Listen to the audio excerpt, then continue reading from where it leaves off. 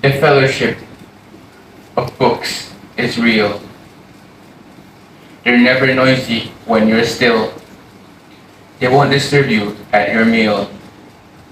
They'll comfort you when you are ill. Assalamualaikum warahmatullahi wabarakatuh. I am Luqman Nurhakim Bin Shaharizan. I'm age 16 and I will be a representative for my school, SMK Bandar Penawar, during the ANUGERAH NILAM 2023. I originate from Pahang but grew up in Qatar for almost 12 years.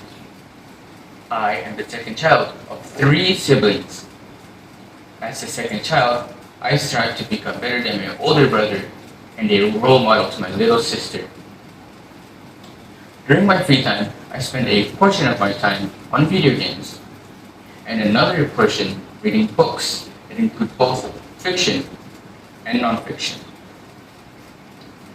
Growing up in Qatar, I was surrounded by an environment built up of a profuse amount of technology, as Qatar is a very modern and developed country.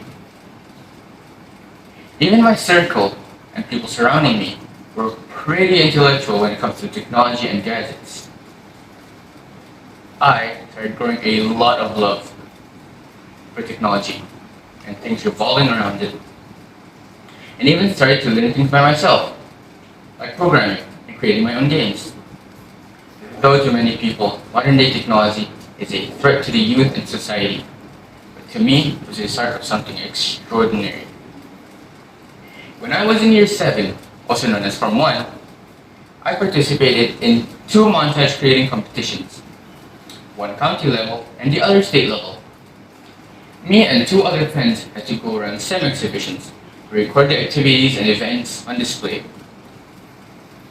This was because during the montage competition, we had to use our own clips to make the videos.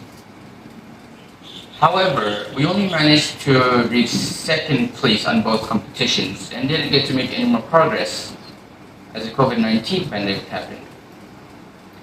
Although the pandemic happened, I didn't lose any motivation or interest for technology. Here is where I talk about a book that correlates to technology. Dataism Inside the Big Data Revolution by Steve Lohr. A book written by Steve Lohr from tens of people during interviews as contribution to the making of this book. This book even includes Eric Schmidt, chairman of Google, and John Hagel, co-chairman of Center for the Edge. To begin with, this book talks about how big data is, how much of an impact it has on modern industrial production, such as the production and distribution of pharmaceutical products using machinery. Technology has challenged traditional practices, ways of education, and understandings of the world. Moreover, the potential of data revolution is also discussed in this book, alongside data capitalism.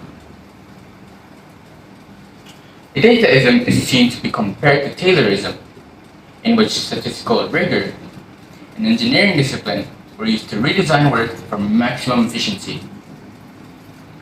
Dataism is seen as a threat to society as being wrongly used and abused. For example, artificial intelligence has evolved drastically since its invention. As artificial intelligence grows closer to outsmarting us humans, attention also increases and humans are forced to resolve the issue. This book gives out a lot of moral values that I, myself, have gotten. For example, it mentions that technology can be very complex and more than what is shown on top of the iceberg. It also inspires me and many others to start something revolutionary and go more in-depth into technology. Lastly, it talks about how technology is a system, a cycle of continuous evolution born from a world of sticks and stones. Now moving on, for 5 questions have been provided by the ANUGERAH NILAM 2023. I will answer question number 5, which is about discussing the trend of overflowing of various contents on social media as a means to increase netizens' ratings. Well, what do we think?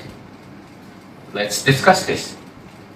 Nowadays, the overflow of various contents as a means to increase netizens' ratings and viewing rates is more normalized. In my opinion, this sets ridiculous standards that makes things with lower ratings seem inferior. Many victims of this scenario of being inferior lose confidence, self-love, or their will to Bitcoin.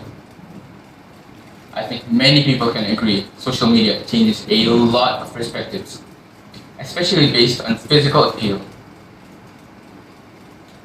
Besides physical things, materialistic items that approach to affect people psychologically make having a lot of wealth superior in society.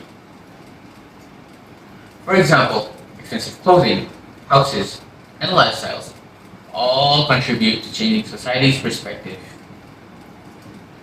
This can be seen on multiple applications, such as Instagram or YouTube, where the media brainwash audiences and make what is shown as a modern-day standard.